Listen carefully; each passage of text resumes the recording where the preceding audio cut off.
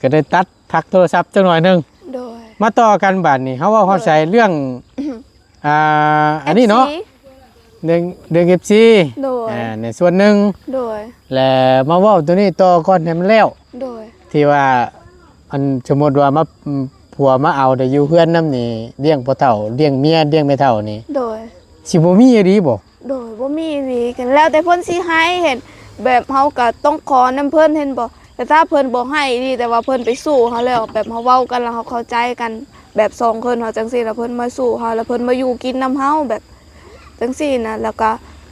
เฮ็ดนำกันสู้ไปนำกันเดี๋ยวนี้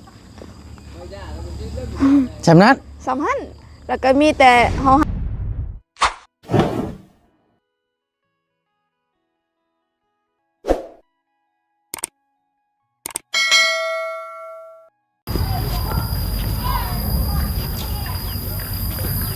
ไปพี่น้องเอ้ยคือจังว่าบ่ได้เอิ้นบอกเขาจะว่าช็อตเด็ดว่าซั่นแม่นจังเด้ช็อตเด็ดแม่นเพิ่นเฮ็ดไปสังไว้บาดนี้เอาพบเจอกันช่วงแรงๆเด้อพี่น้องเด้อกราบทักทายสบายดีและสวัสดีพ่อแม่พี่น้อง FC เบิดสุขุสุคนพบเจอกันเนาะในคลิปนี้พอดีทางบ่ตูนก็สิเข้ามาหาทางน้องป๊อปเพิ่นอีกรอบนึงเนาะพี่น้องเอ้ยช่วงบรรยากาศช่วงค่อยค่ำลงแรงเด้อพี่น้องเด้อ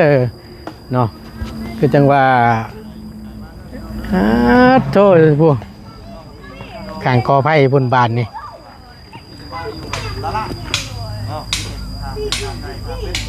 อันมองแจ้งๆหมูมาอยู่บ่เฮ้ยคืออยู่มืดแท้ยุงครบได้ฮะออกมาพี่ยุงหลายคือจังนี่นะโอ้ยเนาะถ้าเราไม่ผัวนั้นผัวมาชูนะครับบ่ได้เสียค่าดอกบ๊บอะไรว้าวดีนะว้าวจับเจือ FC เพิ่นเบิ่งอยู่ได้นี่สบายดีบ่ได้แต่งนะว้าวดีนะบ่บุญเอ้าก็เว้าดีเอาแล้วบ่ได้อำแล้วว่ะเอ้านิดไม่ให้แน่เอาว่าจังซั่นให้มันได้ฟังชัดเจนในทุกบาทคือสิมีหลายคนอยู่ในสนใจมาได้เด้อเจ้าตัวได้น้องเอ้ยอีหลีได้เจ้าตัวนี่ระวังโลดเนาะ FG เพิ่นมาฮอดนี่บ่เอานี่ดูว่าบ่เป็นตามที่เจ้าเว้านี่บ่ได้ใดน้องเอ้ยดีบ่ดีนี่กัน FC ก็ใจค่อยนี่ค่อยสิหอบผ้าหอบเครื่องมาอยู่นำรถได้เห็นเลยเพราะว่าเห็นเขามากดใจให้มักหลายถึงไม่ว่าบ่จริงนะตีโรจับไม่ย่างก็ย่านแล้วนี่ไปจะเก่าได้บ่ไปบ่บุญไปอันว่าฮักแท้นะคือโหดติเฮ้ยบ่ได้แต่งเนาะมันก็ซ้ำกันชาวชนพุ่นแน่เนาะปานบ่ว่าเลยติมาได้ยินบ่นี่อีกเลยเนาะเฮ้ยสวัสดีครับบุญว่าสิตีไกลนะไกลขึ้นตึ้งโอ้ยบ่คันจะดอกอย่าเฮ็ดมันต่อนะมาพี่แหละบัดนี้มาโอ้ลมพูดคุยไผเฉยนั่นแนะนำตัวให้เขาอันเว้าให้ฟังดูให้หากเห็นได้นี่น่ะน้องดอนถามชื่อเพิ่นก่อนให้แนะนำน่ะก็ถามเพิ่นชื่อจังได๋ล่ะชื่อดอนจักปีแหละนั่ง15ปีหมู่เดียวกันบ่15หยก16ย่อน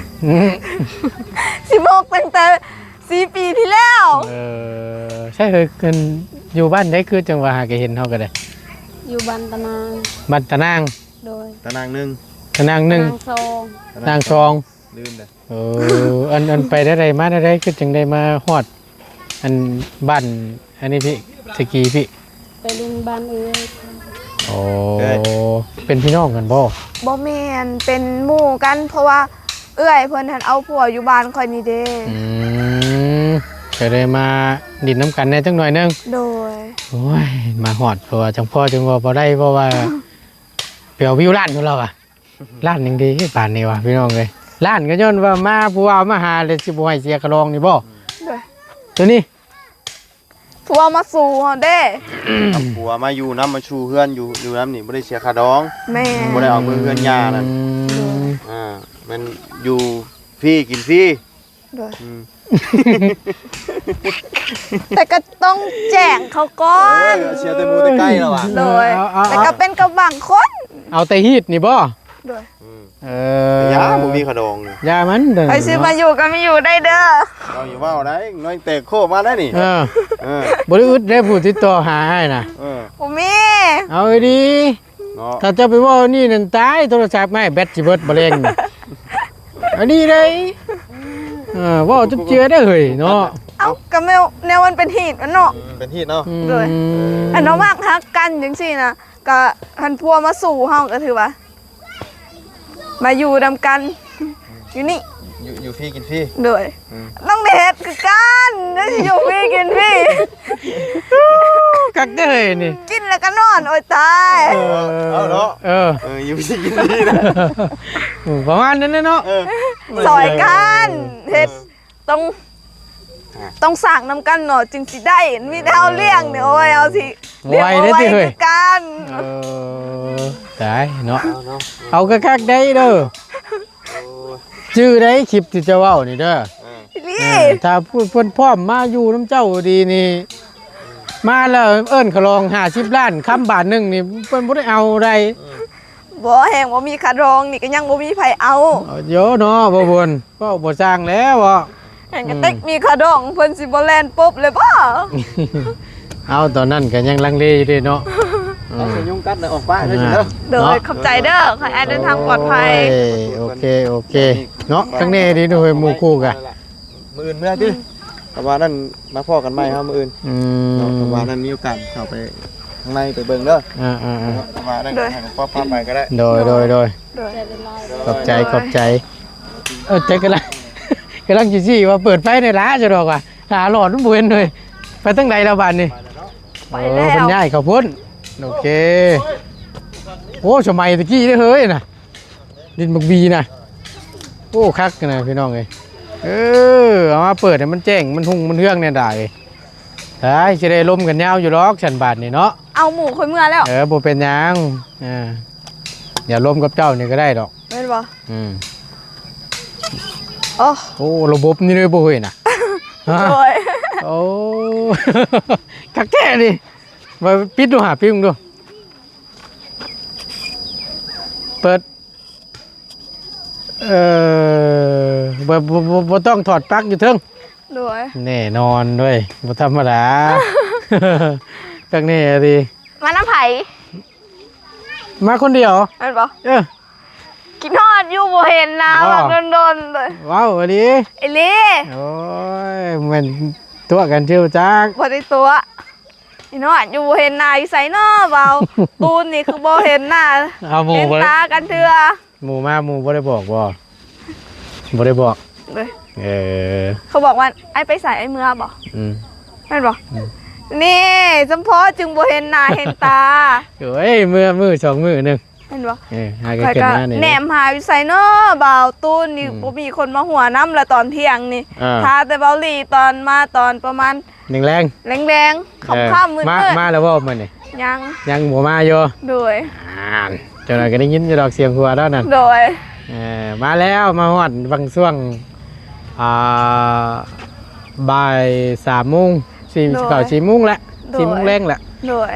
มาฮอดแล้วก็ได้แรงขึ้นพุ่นแล้วก็กลับลงมาหาเจ้านี่แหละ โดย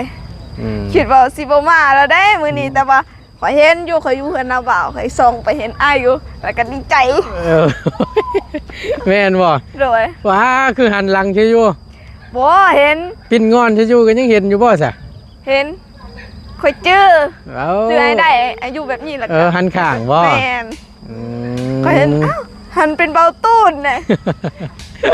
หายกันมาฮอดหายกันมาฮอด โดย พอดีเมื่ออันนั้นเฮ็ดเวียกอยู่ในเฮือนนั่นแหละ โดย ขอโทษขออภัยหลายๆเมื่อ โดย บ่ได้บอก บ่เป็นหยัง เนาะมื้อ ดี สอง ใจ มื้อ แล้ว เนาะ เห็นหน้าก็ดีใจแล้ว โยมานี่แหล้วพี่น้องเอ้ยเนาะก็อยากได้ยินนี่แล้วนี่ได้ยินแต่บ่ไล่เพิ่นหลอกบอกเมื่อกี้นี่ โดย โอ้ยบ่ตูนเด้อไปเอาวิวล้านก็เด้อเพิ่นว่ะบ่หยอกเลยล้านยังล้านละผางนี่บ่วะบ่แล้วน้องป๊อปว่าเขาบ่คักว่าซั่นแม่นยังดีบาทนี่ว่านั่งอยู่ได เบาเพิ่งบ่ บ่นะบ่อะไร เบาไรบ่ อืม เบาไร ได้ยินมันเมื่อกี้นี่เบ้าไปสิบ่เจ้าเฮ็ดหยังซะ อ๋อ เออ ให้เพิ่นไปซอยอันนั้นเด้ซอยยู เขาเอิ้นว่าผาจาดบ่ ปากกระจาดปากกระแตะ ปากก นะ ระจาด แอมเพื่อนนะ โดย เออ พอดีเพิ่นมาแล้วให้เพิ่นย่อซอย ถือโอกาสว่าซั่นซะ โดย บ่ธรรมดา เยี่ยมบ่ธรรมดานี่แล้วเหรอบ่ โดยแล้ว นี่ใคร ว่า จะ สิ รอ จกให้อายแน่แต่ว่าย่านอายเพิ่นเมื่อยนำแน่เพราะว่าบ่เห็นหน้ากะให้เพิ่นเอาไปเบิดเลยสา เรียบร้อย เรียบร้อย ใช้ปากกระจาดอยู่ทั้งใด หัน เพิ่นไว้อยู่พุ่นบ่ โดยว่าสิทับเพื่อนของ หย่าค่อย อันเดียวแล้วนอนอยู่ตารางกันบ่ โดยอาจสิเป็นมืออื่นบ่จักตอนแบ่งมืออื่น เอาโอเค มาซอยหน่อยเด้อ บ่ยากเอาต้นเวทเนาะเป็นหยัง ตอนเว้นก็ได้ เนาะต้นเวท เลย ใครอยู่ได้เอ่ยเจ้าบ่ได้ไปทางใดบ่ บ่ได้ไปทางใดมีแต่ตอนเช้าแล้วไปเสียยา เสียหญ้ามัน โดย อยู่ไกลแต่บ่ให้ บ่ไกลเติบบ่นี่ ไปได้เคยไปบ้านแต่ละยังบ่ได้เห็นเอิ้นไล่บ่นี่ ฮะ เอิ้นนี่ได้ยินบ่ บ่ได้ยิน เอาจันเอามันใกล้เนาะ น้องเขาอยู่เพื่อนอยู่แล้วแล้วก็ให้น้องคอยพาไปก็ได้ ย่างไปก็ได้บ่ ได้บ่ไกลหรือว่าสิเอารถจักรหันแห้งพอดีหอดพุ่นเลย ถึงชวนกลับ โดย โอเคฉัน โดย สิไปแต่เช้าดีนะ ไปได้เศร้า เพราะว่ามันอาศัยช่วงเช้าเนาะ โดยเพราะว่า เสียหญ้ามัน แม่ อากาศมันเย็นแน่ โดย สวยมากกันแดดมันร้อนบัดมันสิยากอีกเนาะ โดย โอเคเดี๋ยวค่อยว่ากันพี่น้องเลย โดย ครับพอดีขึ้นมาฮอดจอดถึงเนาะ โดย ช่วงแรงๆบ่ตุนก็ได้ โดย มาจังหวะได้ยินแต่เพิ่นเว้าสุพัง โดย เว้ยแนวนี้บ่ฮีดอยู่ทางเจ้าน่ะ โดย สมมุติว่าแบบคือทางบ่ตุนนี่ก็เป็นเคยชู้แต่ว่าก็ยังได้เสียคือเก่าได้ อันนี้บ่ ไปอยู่นำพ่อเฒ่าแม่เฒ่านี่อันนี้นี่มาอยู่เฮือนเมียนี่บ่ได้เสียบ่ บ่ได้เสียเห็นเพิ่นแบบเพิ่นตั้งใจสิให้เฮาเพิ่นก็ให้เห็นบ่แต่ถ้าเฮือนตัวใดแบบยากหันจังซี่ก็ถือว่าบ่ได้เลย มีแต่บางเทื่อก็มีเลย มาขอโทษขออภัยหลายๆพี่น้องเอ้ยพอดีเมื่อกี้นี่ก็อุณหภูมิโทรศัพท์มันขึ้นสูงโพด โดย ก็ได้ตัดพักโทรศัพท์จังหน่อยหนึง โดย มาต่อกันบัดนี้เฮาว่าเฮาใส่เรื่องอันนี้เนาะ FC เรื่อง FC โดย ในส่วนหนึ่ง โดย แล้วมาเว้าตัวนี้ต่อก่อนให้มันแล้ว โดย ที่ว่าอันสมมุติว่ามาผัวมาเอาได้อยู่เฮือนนำนี่เลี้ยงพ่อเฒ่าเลี้ยงเมียเลี้ยงแม่เฒ่านี่ โดย สิบ่มีอีหลีบ่ โดยบ่มีหวีกันแล้วแต่เพิ่นสิให้เห็นแบบเฮาก็ต้องขอนํเพิ่นเห็นบ่แต่ถ้าเพิ่นบ่ให้นี่แต่ว่าเพิ่นไปสู้เฮาแล้วแบบเฮาเว้ากันแล้วเฮาเข้าใจกันแบบสองคนเฮาจังซี่แล้วเพิ่นมาสู้เฮาแล้วเพิ่นมาอยู่กินนํเฮาแบบจังซี่นะแล้วก็เฮ็ดนํกันสู้ไปนํกันเดี๋ยวนี้ จำนั้น สำคัญแล้วก็มีแต่เฮาหากันเองบางเทื่อแล้วเขายังบ่มีเงินแล้วเฮาก็เอาออกก่อนบางเทื่อก็หากันเองแล้วเฮาได้เงินแล้วเฮาก็แต่งกันเอง แบบแจ้งคนอยู่ในบ้านนี่ซื่อ บ่ ๆโดย ข้างแน่ดิเด้อเฮ้ย โดยอี เนี่ย ดี อันนี้นี่เว้าอันนี้ตามฮีดโค้งบ่ โดย บ้านเมืองเพิ่นเอาสมมุติว่าผัวมาอยู่น้ำนี่ โดย แม่นมันเป็นอันนี้บ่ทุกคน โดย สิบ่ มันเป็นแบบมันเป็นข่อยก็บ่ฮู้คือกันแต่ว่าฮีตบ้านข่อยมันเป็นแบบนี้ เห็นหลายๆคน แต่ถ้าแบบเฮาขอคาดองแล้วทางแบบทางแม่ย่าเพิ่นให้เห็นบ่เฮาก็เอาอันเพิ่นบ่ให้ถือว่าแล้ว มีแต่ว่าเสียแค่ว่าจำฮีดจำหยังซื่อ โดย ๆค่าขะลองนี่แม่นมันเพิ่นบ่ให้นี่ก็แม่นจบ จบ กีบหนึงก็บ่ได้ โดย ใช่ช่างว่าเท่เฮ้ย บ่ได้ดิ เอานั่งกันครับคนเด้อแสบบ่ตูนก็เบิ่งพา FC เพิ่นพักนํกันก่อนนะ โดย โอ้ย เพื่อผู้ใดสิมาอยู่นำ เนาะ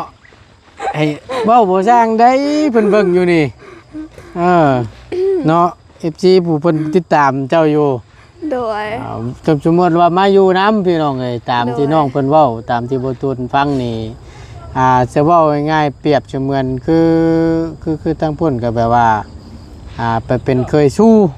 โดย เป็นเคยสู้แล้วแบบว่าเมื่ออยู่เฮือนเมีย โดย เมื่ออยู่เฮือนเมียล่ะก็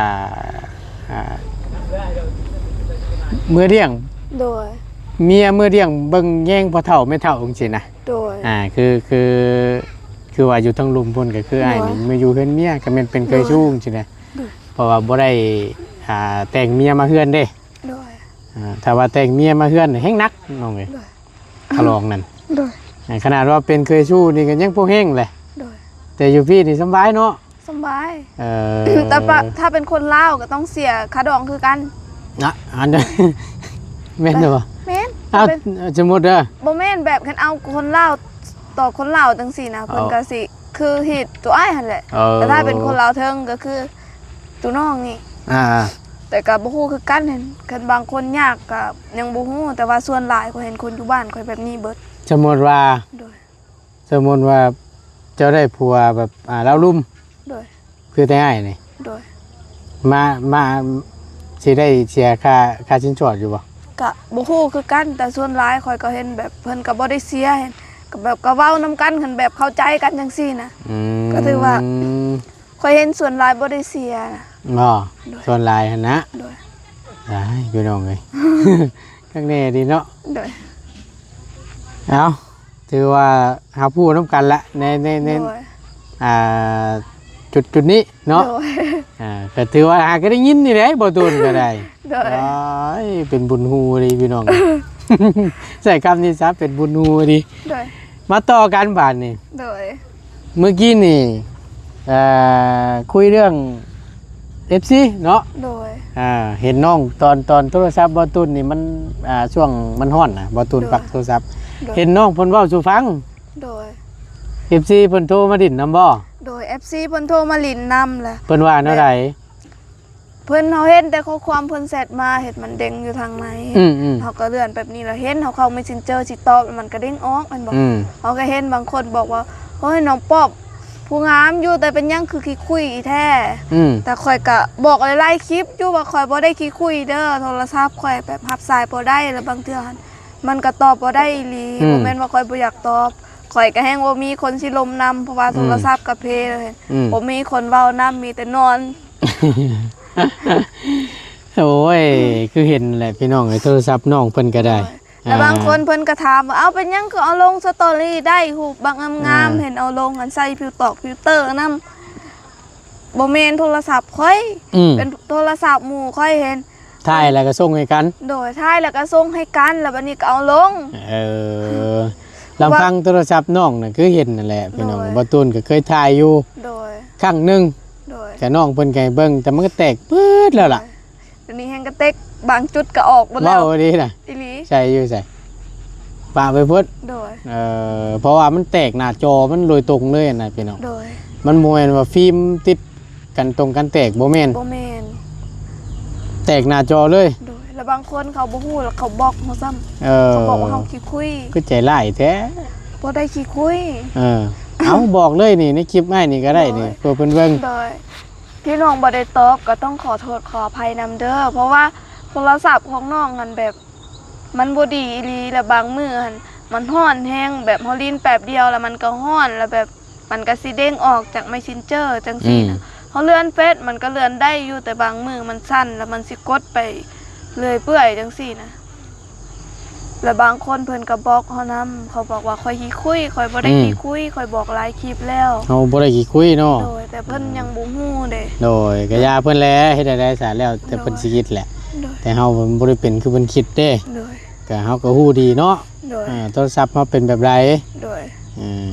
เอาขอโทษขออภัยหลายๆเนาะ โดย คือฮู้นั่นแหละพี่น้องเอ้ยเอาฟังเด้อพี่น้องเด้อ FC ท่านใดผู้เพิ่นอยากโทรมาดินหรือว่าโทรมาพูดคุยนํเนาะ บางเทื่อน้องตอบช้าแน่หรือบ่ได้ตอบก็คือฮู้นี่แหละสาเหตุ โดยบางเทื่อแล้วแบบมันสั้นแล้วมันก็ลบไปเลย บางเทื่อมันบางเทื่อ มันลบ อุณหภูมิความร้อนนี่แหละบางเทื่อเฮากดอย่างหนึงมันไปอย่างหนึง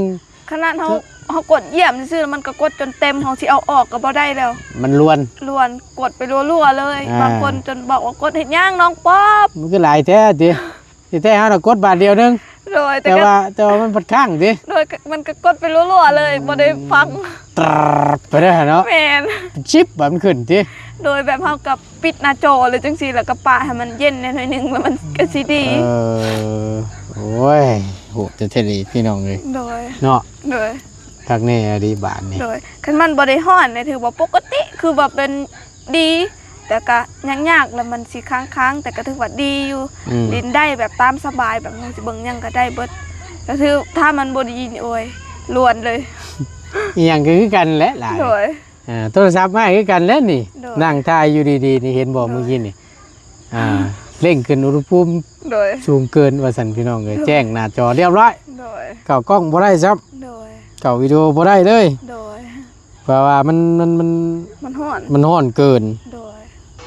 โอ้ยซั่นน่ะบ่ได้พี่น้องเอ้ยเนาะ โดย เอ้า FC เพิ่นก็คงสิเข้าใจอยู่ดอก โดย บ่เป็นหยัง โดย เพราะว่าเฮาบ่ได้เจตนาเด้ โดย ก็แจ้งอยู่เนาะโทรศัพท์มันบ่ดีพี่น้องเอ้ย โดย โทรศัพท์หน้าจอมันแตกแล้วมันสัมผัสยาก โดย สัมผัสอย่างหนึ่งไปอย่างหนึ่งกดช่องกระเด็ดใจได้ห่าก็มีบางเทื่อ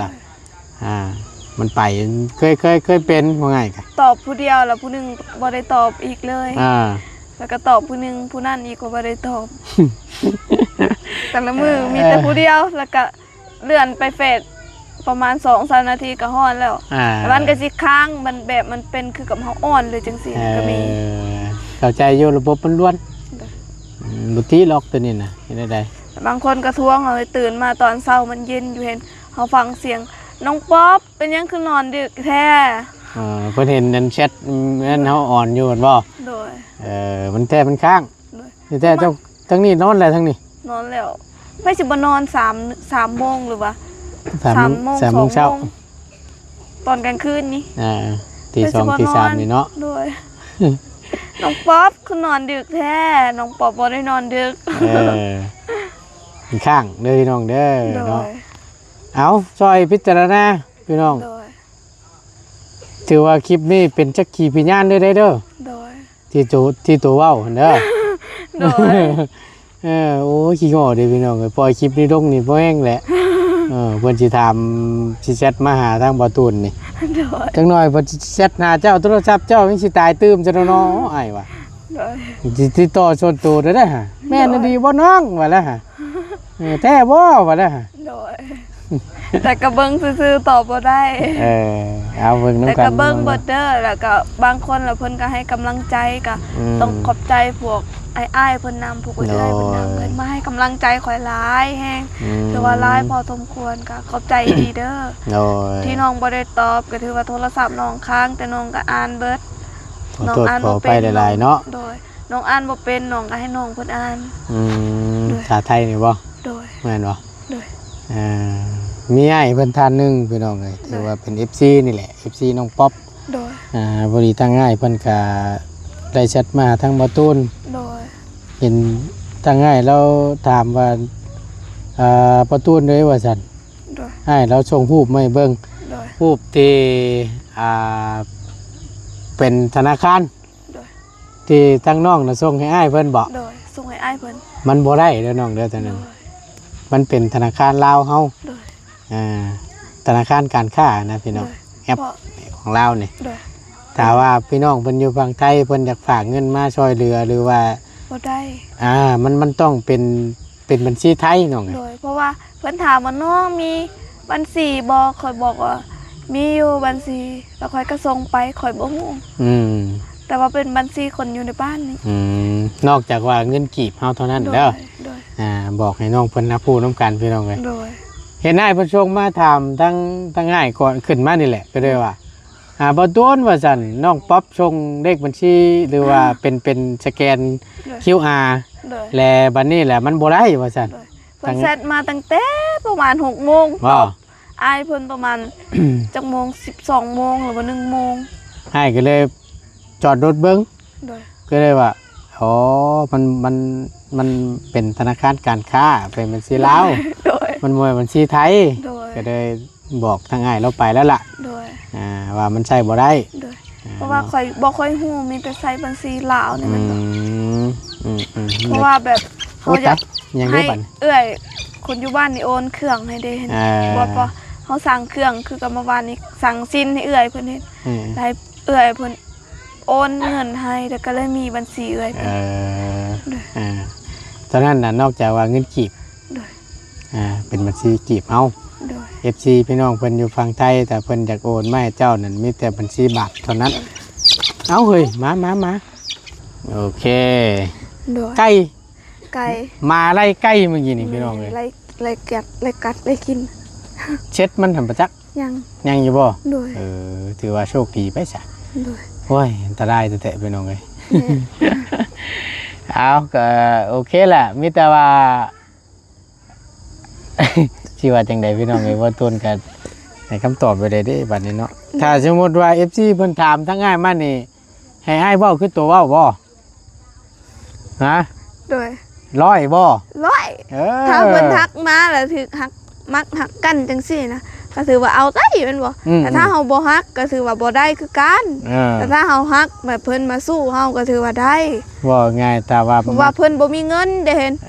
อันเพิ่นมีเงินไผสิบ่อยากให้เพิ่นแต่งแม่นบ่แต่ถ้าเพิ่นบ่มีเงินจังซี่อีหลีล่ะให้เพิ่นมาสู่เฮาล่ะแบบบ่มีค่าดองแต่ก็ต้องสดซอยกันเห็นบ่ ซอยกันสร้างซอยกันหา โดยแต่ถ้าเพิ่นมีก็อยากให้อยู่แม่นบ่แต่ถ้าเพิ่นบ่มีอีหลีก็ถือว่าบ่ต้องให้ก็ได้อันเพิ่นมาสู่นี่มีแต่อยู่นำเฮาแต่ว่าสิเอาไปอยู่นำเพื่อนแม่ย่าถือว่าบ่ได้เด้มีแต่อยู่นำเฮาเลยต้องมาเฮือนเจ้าพี่โดยถ้าสิเอาเมื่อเฮือน แม่ย่าต้องเสียค่าดองอีกบ่เสียค่าดองถือว่าบ่ได้ไปอยู่ถือว่าบ่พันตัวนะโดยแต่ว่ามาอยู่เฮือนน้องนี่แม่นมาถ้าบ่มีดีก็แม่นบ่เอาก็ได้โดยถ้าว่ามีแน่ก็อย่างหน่อยก็ค่าน้ำนมซะเนาะโดยค่าน้ำนมแม่ซะแม่น โอ้ยพี่น้องเอ้ยเอาอันนี้บ่แม่นว่าหาคู่หาคิงเด้อบ่ตูนย้ำบ่ได้หาคู่ไว้ไปเด้อโดยแต่น้องเพิ่นเว้ามาแล้วบ่ตูนก็ได้ถามเพื่อความมั่นใจโดยมันเป็นดีบ่นะจังหน่อย FC เพิ่นสิเข้าใจผิดมันเป็นเหตุแบบนี้ลิเป็นเหตุของเพิ่นพี่น้องทั้งบ้านทั้งเมืองเพิ่นนี่แหละเนาะตั้งง่ายเห็นแต่ทั้งพูนอันอีหยังโกพี่น้องเมืองหยังโกปุ๊ขึ้นทั้งแขวงดวงน้ำชาทั้งเหนือพุ่นแหละโดยอันนั้นก็เพิ่นก็ชนเผ่าชนเผ่านึงชนเผ่าหยังโกพี่น้องบ่ตูนชนเผ่าลาหูบ่ชนเผ่าหยังบ่ตูนจำบ่ได้เลยพี่น้องอาจเห็นอยู่ดอกในคลิปบ่ตูนที่บ่ตูนไปนะที่ใต้นะสาวโสดอยู่เฮือนต่างหากนะผู้เพื่อนนอนต่างหากได้ผู้เพื่อนนอนต่างหากรอถ่าผู้เว้าเห็นอยู่แบบเขาเฮ็ดเป็นตูบซื่อๆแม่นบ่ตูบน้อยๆเพื่อนแต่ว่าเป็นตูบน้อยๆสูงอยู่ค่อยเห็นคลิปหลายข่อยก็งึดอีหลีว่าผู้สาวบ้านนี้เมื่อวานนั้นนายเคยไปฮอดได้น่ะโดยไอ้ไปฮอดแล้วบ่ฮอดโอ้เก่งอยู่ดิว่าบุญวันป่านี่ก็ฮอดช่วงบ่ตูนเดินทางขึ้นปีที่แล้วนี่พี่น้องเอ้ย